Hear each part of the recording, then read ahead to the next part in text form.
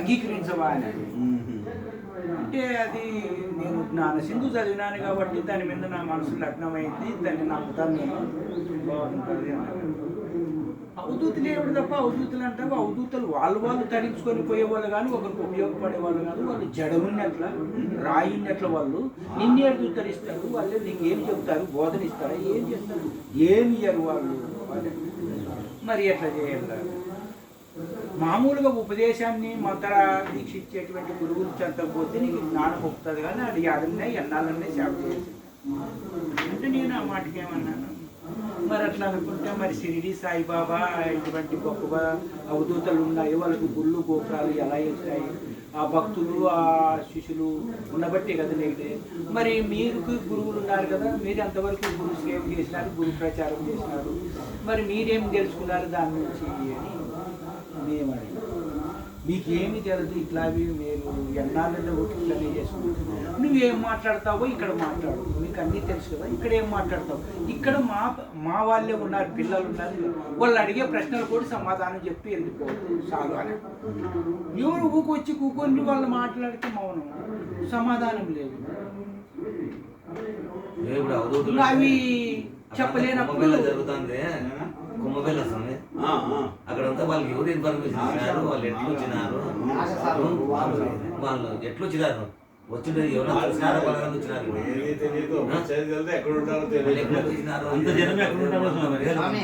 మా నాన్నగారు ప్రత్యక్షం ఏమంటే ఈ రామ సంజీవు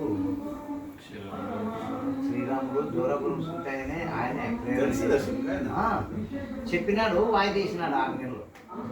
భాగవత సప్తాహమే స్వామి.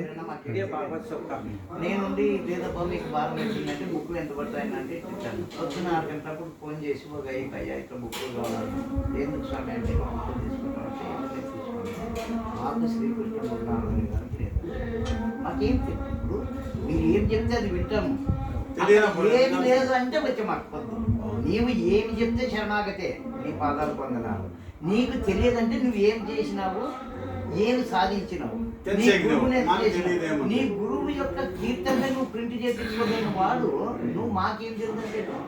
ఈరోజు మేము 10 మంది ఉండేది 3000 మంది, ఈరోజు భాగవతం పెద్దలు దేవుడు ఉన్నట్లు. మరొకసారి నమస్కారం ఆయన టేబుల్స్ తీసుకురాను అన్నాడు, వెంటనే 10 తీసుకొచ్చి మైకులు ఉన్నాడు, వెంటనే పెట్టినాడు. నువ్వు ఏమి సలహా ఇస్తావో ఏమి తెలియదని అన్నాడు. తెలియదని మేము బుక్కులు పట్టుకోలేము కదా, తెలియదని మేము ఏదో శక్తి ఉంది కాబట్టి అంటేకల్లోనే పెట్టడం ఒక విశేషం నాకు అర్థమే.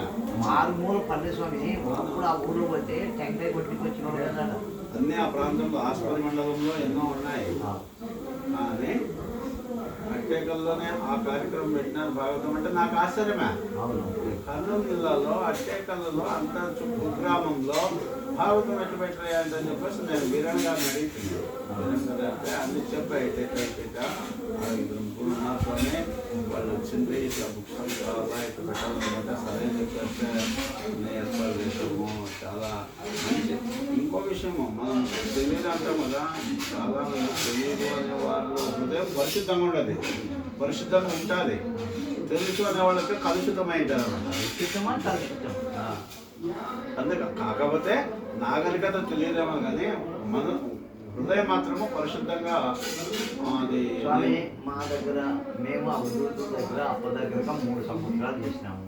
ఆయన అంతా ఎట్లంటే మర్మము ఎడంచేసి ముట్టుకుంటే లేదు చెప్పినాడు, సూపర్ సగ్న చేతనే మాకు బోధన అంతా. మేము అదే ఉన్నాము. ఇప్పుడు కథలు మీరు అన్నారు మందులించినారు, వాక్ దీక్ష, స్పర్శ దీక్ష, దీక్ష, ఇట్లా దీక్షలు ఎన్నో ఉన్నాయి. నన్ను ఉంటాయని వచ్చి మీకు బోధ లేదు కదా అన్నారు. ముందు నువ్వు బోధ తెలుసుకోవాలి, బోధ 8 రకాలు నువ్వు చెప్పున్నాయన, ఎందుకు హిందూ ధర్మాన్ని ఇట్లా పట్టించేవచ్చినాను.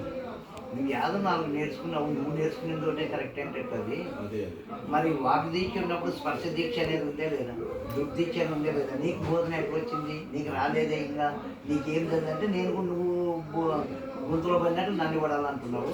నీకేం కావాలి, కుండలని గురించి మాట్లాడతావో మాట్లాడు, సాధన గురించి మాట్లాడతావు మాట్లాడు, ఎన్ని గంటలు ధ్యానం చేస్తావు చెప్పు, నువ్వు ఎంత నీ నడిబడికి ఏముంది, నీ ఊరికి పోదాం, నేను ఎంతమంది మెచ్చుకుంటారు, మమ్మల్ని ఎంతమంది మెచ్చుకోవడమే ఆశీర్వాదం. ఇప్పుడు మేము కార్యం చేసినాం స్వామి, శబాష్ బాగా అన్నారు, ఇదే భగవంతుని యొక్క ఆశీర్వాదం. సజ్జన సంగతి దుర్జన సంగతి నీ ఇంత సింపుల్ పెట్టుకొని నిన్ను ఒకటి మెచ్చుకోలేదంటే నువ్వు 24 గంటలు వాడు బాగాలేదు వీడు బాగాలేదు తిడుతుంటే నీలోని ఎంత కల్మషం పేరుకున్న ముందు అది కడిగేసుకున్నాను అని చెప్పేది. బోధనలు ఎన్నో ఉన్నాయి, ఎందుకు లేదు? ఒక్కోటి గొప్ప గురువులు దొరికినారు వాళ్ళకు. మంచి ఆశ్రమం ఉంది. భక్తులు దగ్గర అంటే ఒక దేశం తీసుకున్నటువంటి వాళ్ళే దగ్గర ఓ 200 మంది ఉంటారు. 200 మంది కలిసి ఒక 2 రోజులు గురు కార్యక్రమం జరిపేంత శక్తి లేదా?